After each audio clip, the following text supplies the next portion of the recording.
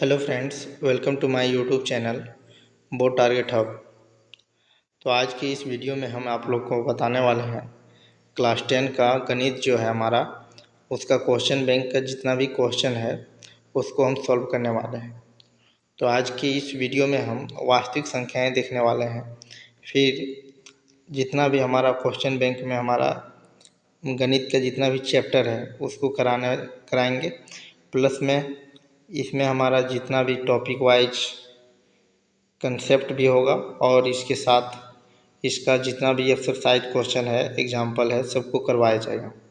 तो आप इस वीडियो को देख रहे हैं तो आप इस चैनल को सब्सक्राइब कर सकते हैं ताकि इससे आपको बेनिफिट हो और जब भी हम वीडियो अपलोड करें तो आप तक ये वीडियो पहुंच सके। तो इसी के साथ हम ये वीडियो जो स्टार्ट करते हैं। तो पहला क्वेश्चन हम इसका देखते हैं, वास्तविक संख्याएं। तो पहला क्वेश्चन इसका देखते हैं हम। पहला क्वेश्चन देखिए हमारा कितना है। 140 को अभाज्य गुणनखंडों के गुणनफल के रूप में लिखना है। ठीक है, थोड़ा सा कलर का पेन चेंज कर देते हैं। तो 140 को अभाज्य गुणनखंडों के गुणनफल के रूप में करना है। ठीक है, तो इसको देखिए करते हैं कैसे। तो यहाँ देखिए 140 है। 140 को जब अभाज्य गुणनखंड करेंगे तो कितना हो जाएगा, यहाँ पर हो जाएगा 70। फिर इसको काटेंगे तो कितना हो जाएगा 35। फिर काटेंगे तो कितना हो जाएगा 5 7। तो देखिए यहाँ पर कितना आ रहा है 2 इंटू 2 इंटू 5 इंटू 7। तो कौन सा ऑप्शन है हमारा, ऑप्शन नंबर ए। इसीलिए इसका करेक्ट ऑप्शन जो होगा हमारा ऑप्शन नंबर ए होगा। ठीक है, अब देखते हैं इसका क्वेश्चन नंबर 2।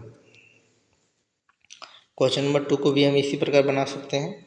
देखिए यहाँ पर पूछ रहा है कि 156 को अभाज्य गुणनखंडों के रूप में लिखा जा सकता है। कैसे लिखा जा सकता है, देखिए 156 हो गया हमारा, इसको काटेंगे तो कितना हो जाएगा, 2 से काट देते हैं तो कितना हो जाएगा। तो देखिए 2 सती 14 और 2 अठी 16। ठीक है, फिर 2 से काट सकते हैं तो कितना बार में जाएगा, 2 तिया 6 और 2 नवा 18। फिर 3 से काट सकते हैं तो 13 बार में जाएगा, यानी कि 2 इंटू 2 इंटू 3 इंटू 13 होना चाहिए। तो कहाँ पर है हमारा, ये हमारा ऑप्शन में मिल रहा है सी नंबर में।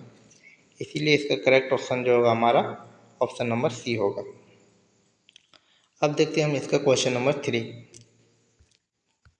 क्वेश्चन नंबर 3 में हमारा क्वेश्चन पूछ रहा है कि देखिए यदि 156 का अभाज्य गुणनखंड इतना है, 2 पर पावर x है इंटू 3 इंटू 13 के रूप में है, तो x का मान ज्ञात करना है। तो देखिए यहाँ पर इसको क्या है, कैसे अभाज्य गुणनखंड के रूप में है तो बराबर में लिख सकते हैं 156 और इधर कितना हो जाएगा 2 पर पावर x है इंटू 3 इंटू 13 है। ठीक है, अब देखिए अभाज्य गुणनखंड 156 का अभी तो हम किए हुए थे, तो इसका कितना आया था 2 पर पावर 2। ठीक है, इंटू 3 इंटू 13 और इधर कितना है 2 पर पावर x इंटू 3 इंटू 13 है। ठीक है, तो यहाँ 3 हमारा ख़त्म हो गया, 13 हमारा ख़त्म हो गया। तो देखिए यहाँ पर बेस जो है हमारा सेम आ रहा है, देखिए 2 तो पावर आपस में क्या हो जाएगा, बराबर हो जाएगा, यानी कि x इक्वल टू कितना हो जाएगा 2 हो जाएगा। इसीलिए सही इसका आंसर होगा हमारा x इक्वल टू 2। तो ये हमारा ऑप्शन नंबर डी में मिल रहा है, इसलिए इसका जो सही ऑप्शन है हमारा डी है। ठीक है, अब देखते हैं अगला question, question number 4। Question number 4 में पूछ रहा है कि HCF इतना दिया हुआ है, इतना का 2 दिया है और LCM इतना निकालना है। तो हम जानते हैं कि HCF गुने LCM, अरे ये इसमें क्या होता है नंबर 1 इंटू कितना होता है नंबर 2, यानी कि दोनों संख्या को जब हम गुना कर देंगे तो HCF और LCM के बराबर में आ जाएगा। तो इसको हम करते हैं। तो देखिए यहाँ पर HCF हमारा कितना है 2 है, LCM कितना है नहीं पता है हमको, LCM ही ज्ञात करना है और नंबर 1 इंटू नंबर 2 है। तो 510 पहला नंबर है और दूसरा कितना है 92 है। तो 2 से काट सकते हैं, 2 1 जा 2 और यहाँ पर कितना हो गया, इसको काटेंगे तो कितना हो जाएगा 45 गुना हो जाता है 90, यानी कि 46 गुना हो जाएगा 92। अब 51 510 को 46 से हमको मल्टीप्लाई करना है। ठीक है, तो इसको मल्टीप्लाई जब करेंगे हम तो कितना आएगा 23460 आएगा। ठीक है, तो इसका यानी कि किसमें मिल रहा है ये ऑप्शन नंबर ए 2746 इसीलिए इसका सही आंसर जो है हमारा ऑप्शन नंबर ए होगा। ठीक है, अब देखते हैं हम इसका क्वेश्चन नंबर 5। क्वेश्चन नंबर 5 में पूछ रहा है कि देखिए यहाँ पर बोल रहा है कि धनात्मक संख्या इतना है 6 + 5 निम्न में से क्या है। ठीक है, के रूप का है तो यह संख्या है, क्या है, सम संख्या है, विषम संख्या है या परिमेय संख्या है, जीरो है। तो मान लेते हैं यहाँ देखिए यहाँ पर q है, जो q मान लेते हैं धनात्मक पूर्णांक है। ठीक है, धनात्मक पूर्णांक। ठीक है, धनात्मक पूर्णांक मान लिया। अब देखिए इसको क्या करना है, देखिए यहाँ पर कितना लिखा है 6q + 5। अब q मान लिया हम कितना है, धनात्मक है, तो 1 रखो, 2 रखो, 3 रखो, तो देखिए 1 रखने पर कितना हो जाता है 6 और 5 17। 2 रखते हैं तो कितना हो जाता है 6 दूना 12 और सॉरी 6 का 6 और 5 कितना हो जाएगा 11, और 2 रखते हैं कितना 6 दूना 12 और 5 17। यानी कि इसमें क्या हो रहा है, इसमें अगर पूर्णांक को पॉजिटिव इंटीजर को जब इसमें मल्टीप्लाई कर रहे हैं तो इसमें आ रहा है इवन नंबर। ठीक है, लेकिन इवन नंबर के साथ जब भी हम ओड गुना करते हैं तो क्या हो जाता है, ओड हो जाएगा यहाँ पर। ठीक है, तो इसलिए ये जो संख्या होगा क्या होगा, सम नहीं होगा, क्या होगा, विषम होगा। क्या होगा, विषम होगा। इसीलिए इसका सही आंसर जो है हमारा बी है। ठीक है, समझ में आ गया। अब देखते हैं हम इसका क्वेश्चन नंबर 6। क्वेश्चन नंबर 6 पूछ रहा है कि दो धनात्मक पूर्णांक a तथा b दिए रहने पर यदि अद्वितीय पूर्ण संख्या q और r विद्यमान है तो निम्न में से कौन सा कथन सत्य है। तो यूक्लिड विभाजन परिमेय हम पढ़ चुके हैं, तो उसमें क्या होता है a = क्या होता है bq + r होता है। ठीक है, जहाँ पर a जो होता है हमारा क्या होता है, a जो होता है हमारा भाज्य होता है। क्या होता है, भाज्य। और b जो होता है हमारा भाजक होता है, और q जो है हमारा क्वोटिएंट होता है, और r जो होता है हमारा रिमाइंडर होता है।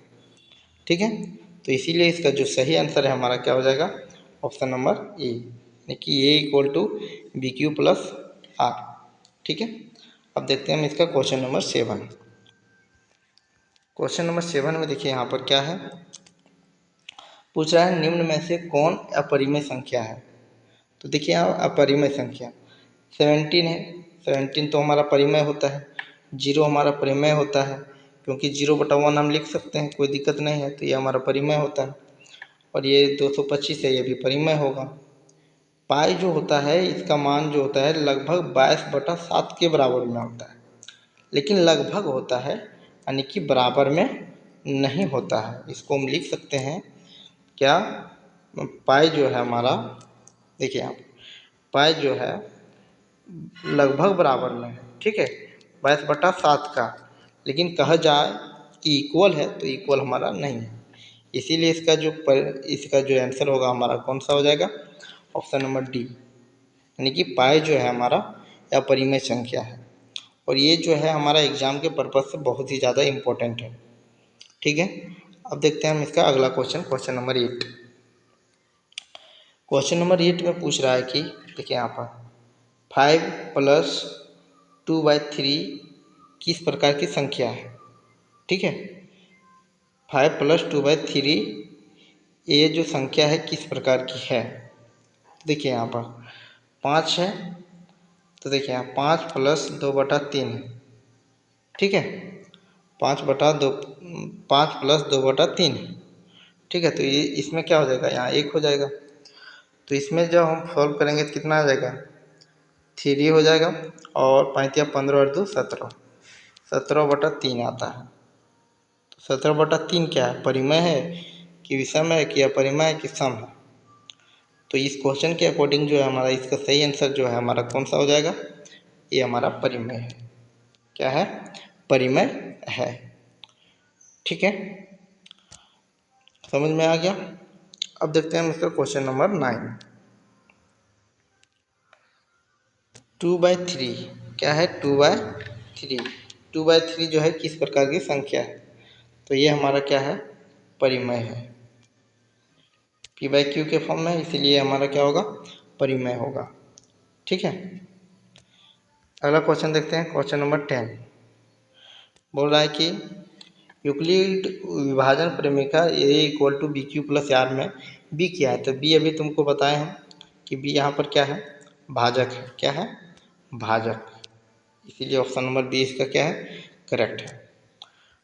अब देखते हैं इसका क्वेश्चन नंबर 11 नंबर क्वेश्चन में है हमारा क्या, कि पाई किस प्रकार की संख्या है। तो पाई भी हम बताएं तुमको किस प्रकार की संख्या है, यह परिमेय संख्या है।